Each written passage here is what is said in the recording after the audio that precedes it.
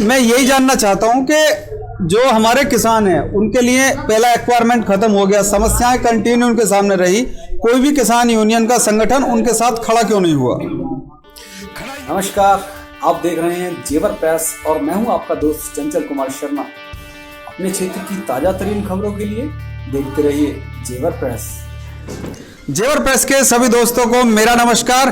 दोस्तों, आज गांव नगला हांडा में भारतीय किसान यूनियन लोक शक्ति की एक बैठक की गई है और इसी के चलते आज भारतीय किसान यूनियन लोक शक्ति का विस्तार हुआ है। दरअसल एक संगठन है भारतीय किसान यूनियन संपूर्ण भारत के नाम से, उसके कुछ पदाधिकारी और जो लोग हैं शामिल हुए हैं लोक शक्ति में, तो उन सभी को लेकर यहाँ एक कार्यक्रम किया गया है। भारतीय किसान यूनियन लोक शक्ति के राष्ट्रीय अध्यक्ष मास्टर स्वराज सिंह आज हमारे साथ हैं, जो यहाँ बैठक में उपस्थित रहे, उनसे बात करेंगे। बहुत बहुत आपको बधाई है कि 4 साल आपके लोक शक्ति के पूरे हुए हैं। कल हमने आपकी वीडियो देखी थी, हमारी तरफ से शुभकामनाएं हैं। क्या कहेंगे सबसे पहले अपने उन सभी सैनिकों के लिए जो आपके किसान यूनियन के मेंबर हैं? धन्यवाद आपके लिए। 29 नवंबर को भारतीय किसान लोक शक्ति का चौथा स्थापना दिवस मनाया जाएगा। भारतीय किसान लोक शक्ति के सभी पदाधिकारी सिपाहियों ने इतनी मेहनत की है कि आज यह संगठन लगभग 15 स्टेटों में काम कर रहा है। उत्तर प्रदेश के हर जिले में काम कर रहा है। अच्छा विस्तार किया है। कार्यकर्ताओं ने ईमानदारी से मेहनत की है। सभी देशवासियों के लिए और सभी पदाधिकारी कार्यकर्ताओं के लिए मेरी तरफ से हार्दिक शुभकामनाएं हैं। सभी के लिए, देश के किसान मजदूरों के लिए हार्दिक शुभकामनाएं हैं। और कार्यकर्ताओं से कहता हूं कि दिन दूनी रात चौगनी और ज्यादा आगे बढ़कर के अपना मेहनत करें। समाज की जो भी समस्या है उनको शासन प्रशासन तक पहुंचाने का काम करें। दूसरा, आज एक हमारे गौतम बुद्ध नगर में भारतीय किसान संपूर्ण भारत के नाम से करम इलाही जी के नेतृत्व में चलता था, जिसमें आज करम इलाही जी को भारतीय किसान लोक शक्ति की सदस्यता दिलाते हुए जिला प्रभारी की जिम्मेदारी दी है। विभांशु चौधरी हैं, जिनको उत्तर प्रदेश का IT सेल का प्रभारी बनाया गया है, और इनके जो साथी हैं सबको एडजस्ट किया जाएगा तहसील पे, ब्लॉक पे, जो जिस लायक है।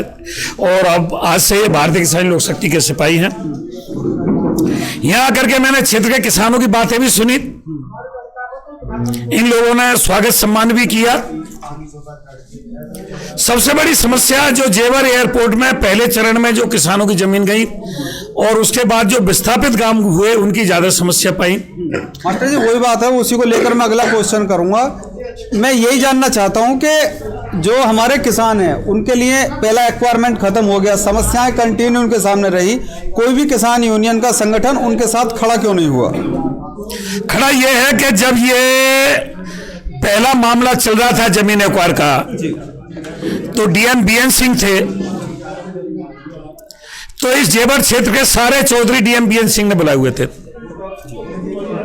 जिन गांवों की जमीन गई हुई थी। चूंकि मेरी भी थोड़ी सी 2-2.25 बीघे जमीन ध्यानपुर का जो नंगरा है, इसमें मेरी अपनी खुद की जमीन थी जो जेवर एयरपोर्ट में गई। मुझे जानकारी हुई कि आज जेवर एयरपोर्ट की सुनवाई हो रही है,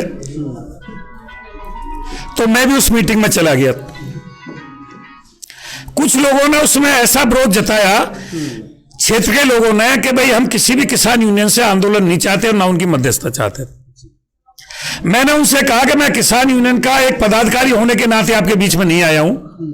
चूंकि मैं एक किसान हूं, मेरी भी जमीन जेवर एयरपोर्ट के पहले चरण में जा रही है, तो किसान बनके तो मैं आपके बीच में बैठ सकता हूं।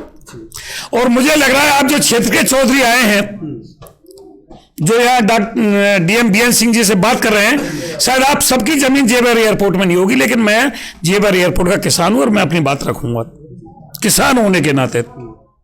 तो जब हमने देखा कि क्षेत्र के किसान संगठनों से अपनी लड़ाई लड़वाना नहीं चाहते, तो संगठन ने लड़ाई नहीं लड़ी, क्योंकि संगठन बदनाम भी हुए। कुछ किसान नेताओं ने, जब ये JP हाईवे निकला था, अपने पर्सनल बिजनेस भी चलाए और अपने पर्सनल धंधे बढ़ाए, जनता की तरफ कम देखा। उन्हें देखते हुए किसानों को ऐसा लगा कि कहीं ऐसा ना हो हम लुट जाएं और किसान नेता अपना घर बना जाएं। मैं खुली बात करता हूं, आज भी उन किसान नेताओं की सिक्योरिटी और हाईवे मसाला जैसे चल रहे हैं जेवर हाईवे पे। आप जांच कर सकते हैं, मैं कोई पीछे नहीं कहता। दरअसल मैं आपको बता दूं, मास्टर चौराज सिंह हमारे पास के गांव रोनेजा से बिलोंग करते हैं और बड़े बड़े टीवी चैनल की डिबेट में सामने वालों को धूल चटाते हैं। लेकिन मैं आज उनसे बेबाकी के साथ क्वेश्चन करूंगा। सर, कुछ समय पहले आपने जो आंदोलन चल रहा था टिकैत साहब के साथ में, उनका समर्थन किया था। क्या आज भी आप उनके साथ हैं या फिर अलग हो गए थे? मैं भारतीय किसान लोक शक्ति ने शुरू में जब किसान मोर्चा का हम पर निमंत्रण आया कि आप आए और इसके स्थायी सदस्य बने, मैंने स्थायी सदस्यता लेने के लिए पहली बार में ही मना कर दिया था कि हम संयुक्त मोर्चा के स्थायी सदस्य नहीं बनेंगे। बाहरी समर्थन हमारा है, उस दिन भी था और आज भी है, क्योंकि हम किसान मोर्चा के साथ नहीं, हम किसानों की जो मूलभूत समस्या है, किसान आयोग का गठन होना चाहिए। जब सारे आयोग देश में हैं तो किसान आयोग का आयोग क्यों ना हो? रेलवे आयोग है, हरिजन कल्याण आयोग है, महिला आयोग है, मजदूर आयोग है, सारे आयोग हैं। तो किसानों का आयोग, क्योंकि कृषि प्रधान देश में, जिस देश की रीढ़ और रज्जु कृषि है, जिस देश का आधार और बेस कृषि है, उस देश का, उस बिरादरी का, उस जाति का, उस व्यापार का, उस भारत देश के आधारभूत ढांचे का ही आयोग नहीं है। तो सबसे पहली मांग है देश में किसान आयोग का गठन हो। जो आज हमारे देश के प्रधानमंत्री हैं, जब ये गुजरात के मुख्यमंत्री हुआ करते थे, ये सभी मुख्यमंत्रियों के ऊपर एक कमेटी बनी प्रदेशों की, जिसके अध्यक्ष हुआ करते थे मोदी जी। इन्होंने अध्यक्षता होकर के मनमोहन जी को लेटर लिखा, जो आज भी है, कि जो सरकार कंट्रोल रेट घोषित करती है, जिसे कंट्रोल रेट कहते हैं, एमएसपी के नाम से किसान कम समझता है, जिसे सरकारी मूल्य कहते हैं, जिसे न्यूनतम मतलब सबसे नीचे का मूल्य कहते हैं। पूरा देश एमआरपी पे चलता है और किसान एमएसपी पे चलता है। मिनिमम सपोर्ट प्राइस है, सपोर्ट की प्राइस है, रिटेल प्राइस नहीं है। तो इसको गारंटी कानून बनाने के लिए प्रधानमंत्री जी ने मनमोहन को, जो आज मौजूदा प्रधानमंत्री है, जब विपक्ष में हुआ करते थे, इन्होंने पत्र लिखा था। हमारी दूसरी मांग है, देश में ये जो एमएसपी है, न्यूनतम समर्थन मूल्य, इसको गारंटी कानून होना चाहिए, जो संयुक्त मोर्चा की भी मांग है। जो 3 कानून आए, पहले अध्यादेश लेके आए, आज तो कानून है, जिनको इन्होंने 1.5 साल के लिए होल्ड रख दिया है। सुप्रीम कोर्ट ने भी उसको कुछ दिन के लिए स्टे किया। उसमें सरकार भी मान चुकी है कि हाँ कमी रही है। कुछ किसान कहते हैं कमी क्या रही है? कॉन्ट्रैक्ट खेती में कमी है। जब सारा कॉन्ट्रैक्ट खेती कॉन्ट्रैक्टर के माध्यम से उसके हिसाब से होनी है, बीज उसका, लागत उसकी, पानी उसका, निराई उसकी, गुड़ाई उसकी, बुवाई का समय उसका, काटने का समय उसका, किस समय क्या स्प्रे करना है वो उसका, तो गुणवत्ता की गारंटी किसान की क्यों? बिल्कुल सही बात है। ये किसानों की वो मांगे हैं जो मूलभूत हैं और किसानों के लिए वाकई ज़रूरी हैं। अच्छा मास्टर साहब, 25 तारीख को प्रधानमंत्री आ रहे हैं और किसानों के साथ सुनने में आ रहा है कि वो चाय पियेंगे, तो क्या आप भी किसानों के साथ चाय पीना पसंद करेंगे? प्रधानमंत्री जी के साथ जाएंगे वहाँ? ना, मैं इसमें अपना कोई सौभाग्य नहीं मानता। मैंने किसान के घर में जन्म लिया और मैं सीधा किसनता हूँ। मुझे प्रधानमंत्री या मुख्यमंत्री के बराबर में बैठने से कोई अपना नहीं। प्रधानमंत्री और मुख्यमंत्री हमारे क्षेत्र के जो किसान हैं, हम परसों आज से तीसरे दिन जेवर एसडीएम को भारतीय किसान लोक शक्ति के माध्यम से जो गांव विस्थापित हुए या दूसरे चरण में जिन किसानों की जो समस्या है उनको लेकर के ज्ञापन प्रेषित करेंगे। यहाँ के उप जिलाधिकारी महोदय हमारे उस ज्ञापन को सीधा मुख्यमंत्री को उसके हाथ में दे दें। वो सुने ना सुने वो उनके ऊपर बात है। चाय पीना तो चूंकि अब नाग पंचमी का त्योहार आ रहा है और नाग पंचमी पे हम सभी नागों को दूध पिलाते हैं और ये वो त्योहार है जिसमें हमें नागों को दूध पिलाना है। कोई नागनाथ है, कोई श्यांपनाथ है, सब विषैले हैं। हमें उनमें से किसी ना किसी एक नागनाथ और श्यांपनाथ को छांट करके नाग पंचमी के त्योहार पे दूध पिलाना है, जो हम 70 साल से पिलाते चले आ रहे हैं।